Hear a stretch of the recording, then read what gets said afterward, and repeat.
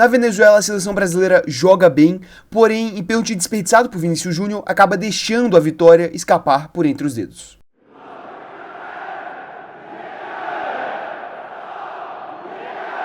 Meus queridos, Brasil e Venezuela, ou melhor, Venezuela e Brasil, né? Um jogo lá no fim do mundo da Venezuela, uma partida que tinha um peso muito grande para a seleção brasileira, que na última data FIFA venceu seus 2 jogos, porém, contra seleções muito mais frágeis, cara, Peru e Chile, estão anos-luz atrás da Venezuela nessas eliminatórias, não só em pontuação realmente, mas também em desempenho em campo. Então ontem o Brasil enfrentava o adversário mais complicado, que tem melhores peças, tem talvez uma das suas melhores gerações na história, e buscava, mesmo fora de casa, mais uma vitória para reafirmar essa boa fase, para reafirmar essa boa sequência.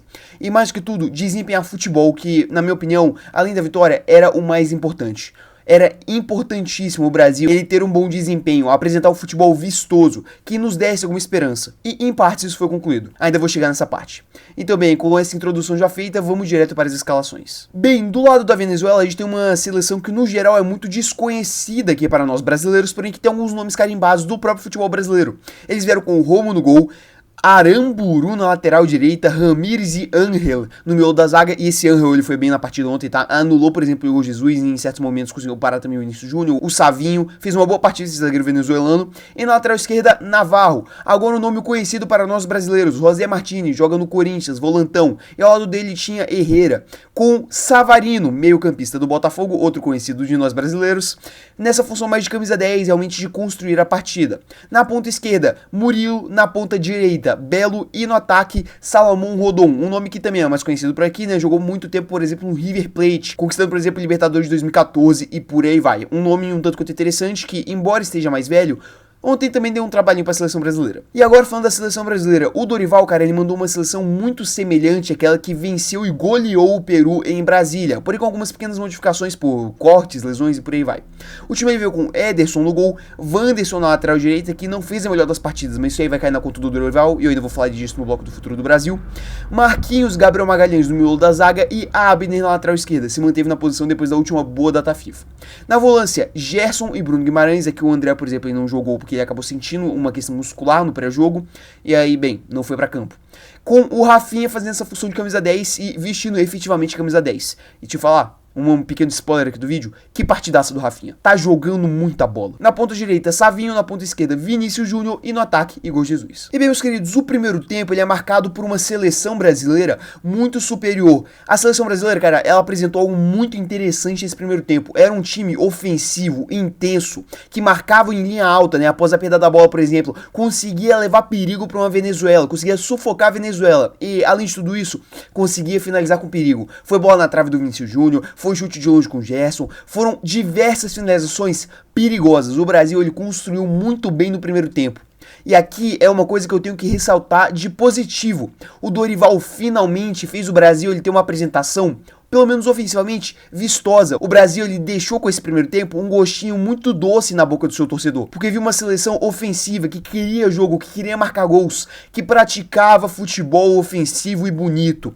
Tudo aquilo que a gente via cobrando do Dorival na Copa América e nas últimas datas FIFAs foi cumprido nesse primeiro tempo. Era um Brasil que fazia um bom futebol.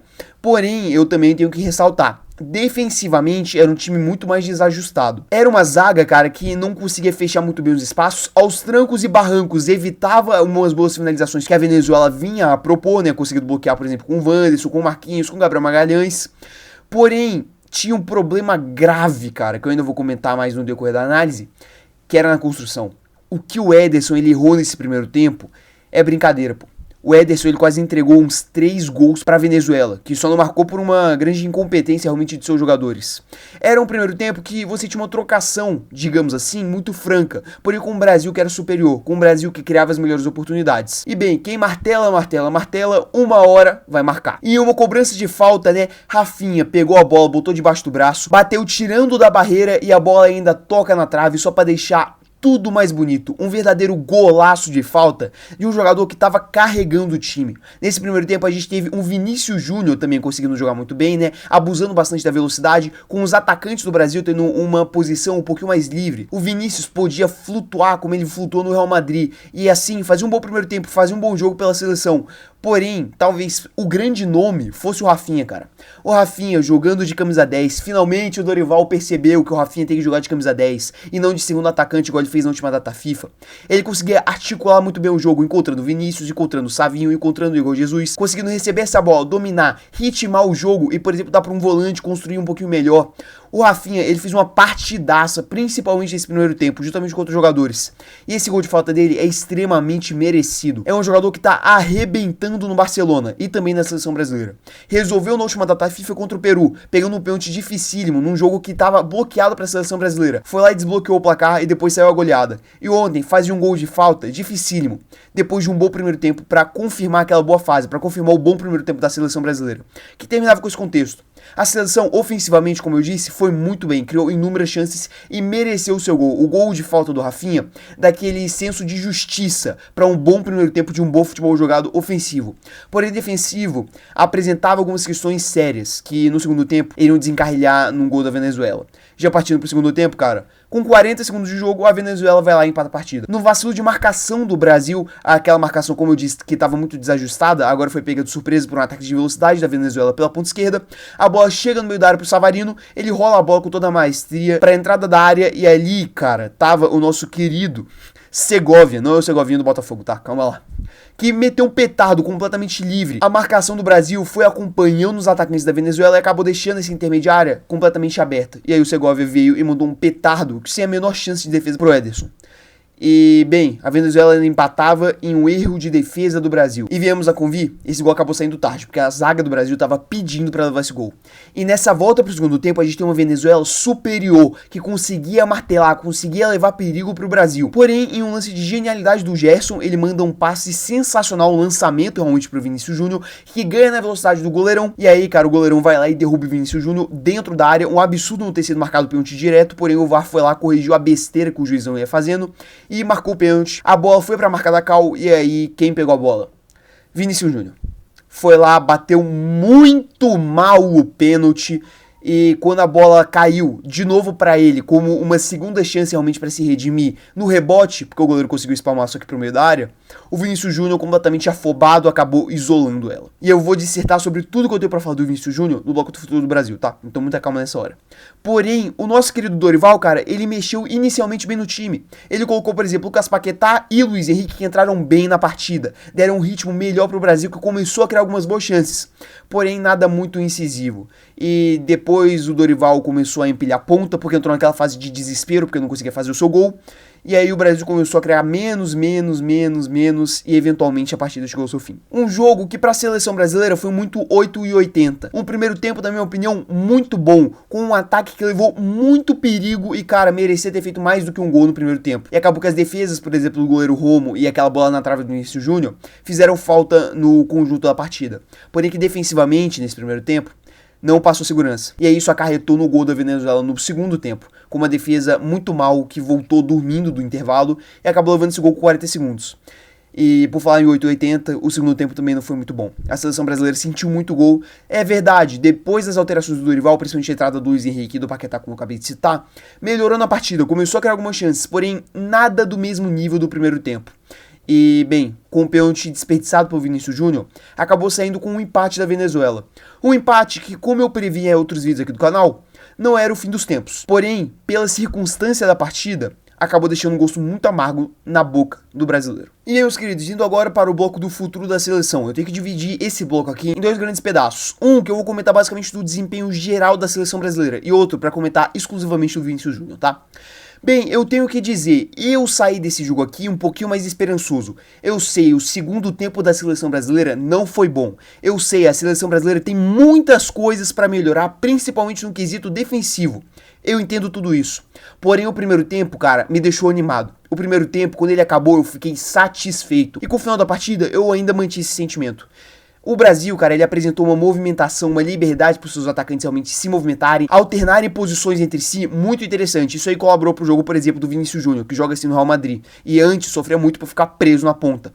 A gente teve atuações individuais boas, como é o caso do Rafinha, que como eu disse, acabou a partida, já tecei todos os elogios que eu tinha pra tecer pra ele aqui nesse vídeo, né? Fazendo uma partida primorosa nessa função de camisa 10, auxiliando a construção do time, principalmente no primeiro tempo, mas também no segundo. E do Vinícius Júnior, que puxou muitos contra-ataques, conseguiu driblar, conseguiu ganhar em velocidade e por uma trave, e também pelo pênalti, né, que aí vai ter muito mais questão contra ele, não fez o seu gol, que tiraria toda essa pressão que tá nas costas dele. É uma partida ofensiva muito boa da seleção brasileira, e eu acho que se a gente investir mais nisso, né, e acertar, por exemplo, a zaga, eu acho que a gente tem um futuro um tanto quanto interessante pra seleção. Eu acho que o Dorival finalmente tá arriscando e, na minha opinião, fez bem ontem. A partida ofensiva, na minha opinião, foi muito boa.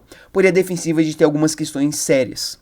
Eu ainda vou bater na tecla. O Dorival escalar o Wanderson pra fazer basicamente um Danilo 2.0, prendendo ele na zaga, não vai dar certo. Tanto que ontem não deu, ele mal criou no ataque e defender não é o forte do Wanderson. Tanto que a jogada do gol da Venezuela é pelo lado dele. Mas ele tá longe de ser o maior culpado daquele lance, na minha opinião. A culpa é de todo mundo, todo o sistema defensivo e também dos volantes. E também, cara, eu tenho uma questão quanto a esse jogo defensivo ruim, que é a ausência do André.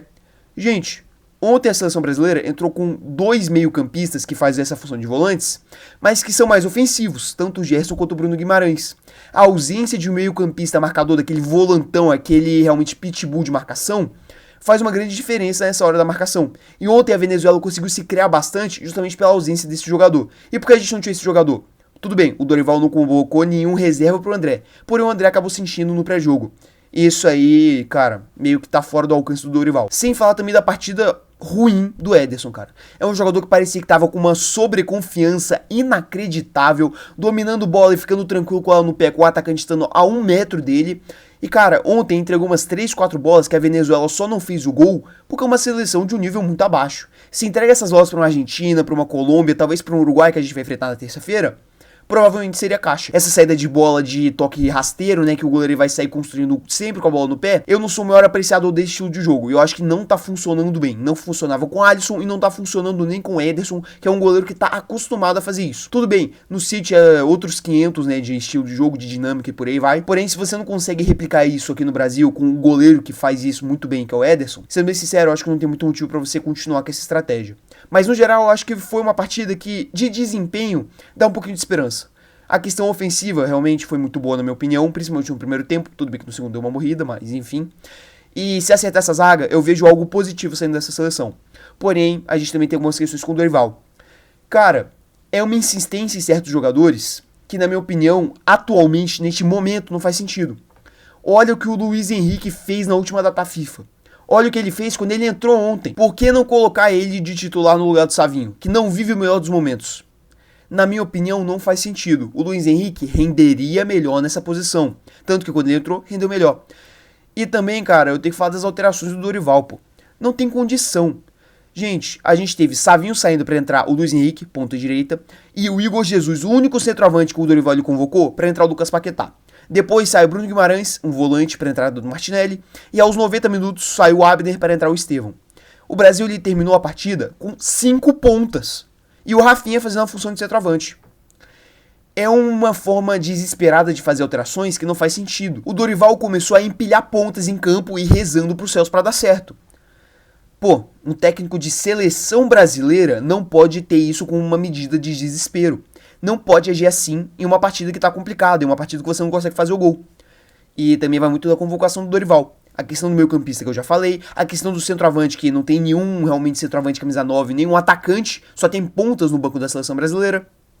Todas essas questões acabam minando uma partida que poderia ser positiva, mas que eu acho que podem ser corrigidas, e por isso eu saio com uma visão um pouquinho mais positiva desse jogo.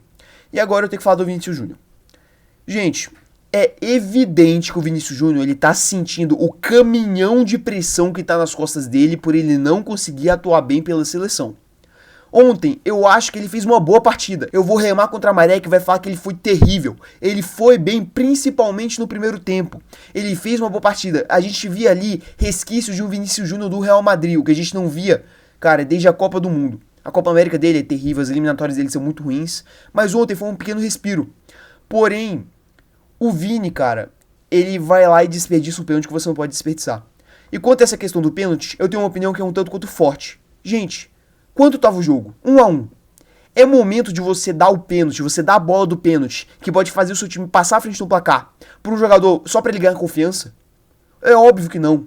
Quem tinha que ter batido o pênalti era o Rafinha. Ele já fez isso contra o Peru 2 vezes, pegou a responsabilidade pra si, foi lá e fez os gols, batendo muito bem as 2 penalidades. Quando tá 5-0, 6-0 e você quer fazer isso pro cara ganhar confiança, eu entendo e eu concordo.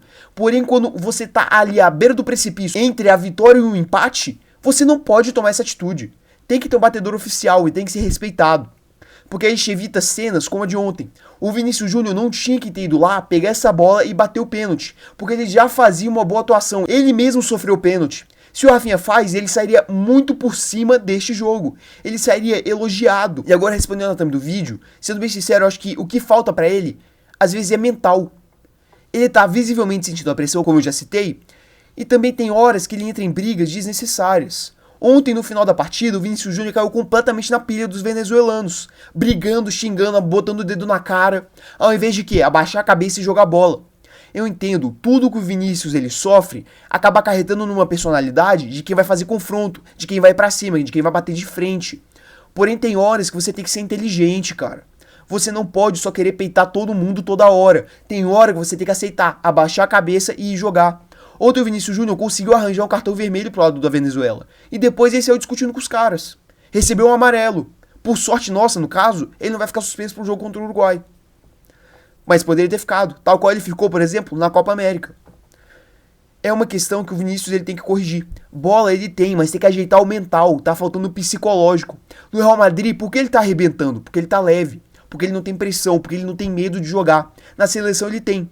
Ontem no primeiro tempo nem teve tanto, conseguiu jogar bem por conta da trave, não fez um gol numa jogada que seria um golaço, né, com participação do Rafinha, Savinho, Igor Jesus e do Vini. Porém, cara, o segundo tempo dele é fraco. No segundo tempo, ele basicamente jogou aquela boa atuação que ele vinha fazendo, aqueles elogios que ele merecia até então, no lixo. E pra piorar tudo, bateu aquele pênalti ridículo. Bateu aquele pênalti que você não pode simplesmente bater, cara. Você tá vestindo a camisa da seleção brasileira, você não pode bater um pênalti pífio daqueles. Cara, o Vinícius ele tem solução? Eu creio que sim, eu me recuso a acreditar que não. A gente tem um cara que era pra ter sido o bola de ouro de 2023, 2024. Não é possível que esse cara não serve pra seleção brasileira. Não é possível. Ele tem que começar a ver mais essa questão psicológica, na minha opinião. Ele tem que parar de cair na pressão dos caras. Ele tem que tirar essa pressão das costas dele, que vem todo mundo colocando, justamente porque ele é um jogador de alto nível no Real Madrid. Ele também tem que ser na seleção brasileira. Expectativas são criadas, e quando não são cumpridas, vira essa pressão, vira essa chateação. Eu acho que a gente ainda tem que apoiar o moleque. O primeiro tempo dele ontem, tal qual o primeiro tempo de toda a seleção brasileira, é promissor. E agora o que resta pra gente é esperar que esse cara ele consiga finalmente deslanchar. Agora o Brasil ele vai ter uma partida, na minha opinião, acessível contra o Uruguai. É uma seleção que vem em crise, que vai jogar hoje, né, contra a Colômbia e talvez venha de derrota para a partida contra o Brasil. Na minha opinião, essa derrota é bem possível. Então, na minha opinião, essa partida contra o Uruguai, ela é mais que uma obrigação de ganhar. Vai estar jogando em casa e tem que corrigir esses erros defensivos e replicar essa partida boa ofensivamente que a gente fez no primeiro tempo. Manter essa intensidade, essa ofensividade durante todo o jogo e não fazer igual a Venezuela, em que fez muito bem por 45 minutos e depois morreu nos outros 45. Tem muita coisa para corrigir, mas o saldo geral dessa partida eu diria que é promissor. Eu acho que o Brasil ele tem coisas boas a mexer nesse jogo de ontem. E eu acho que se mexer certinho, se o Dorival conseguir fazer essas mudanças e também melhorar ele mesmo, né, com as alterações que ele faz, convocações e por aí vai, acho que a gente vai ter um bom produto. Eu não acho que é terra arrasada, eu não acho que é crise, nem nada disso. Essa Venezuela é, como eu disse, talvez uma das, se não a melhor geração da Venezuela. Tem bons jogadores, Savarino, José Martins, aquele Angel que eu disse, talvez até o Rodon, que acabaram com a partida. Então, não é o fim dos tempos. Não é mais a Venezuela dos anos 2000 que você não golear era patético. É outra Venezuela. E também outra seleção brasileira, que tem coisa a corrigir, e eu acho que se essa correção for bem feita, vai dar algo bom. Então, mas é isso. Se você puder deixar o seu like, a sua inscrição e ativar o sininho para receber mais vídeos aqui do canal, eu agradeceria bastante. No mais é isso, e até o vídeo de amanhã.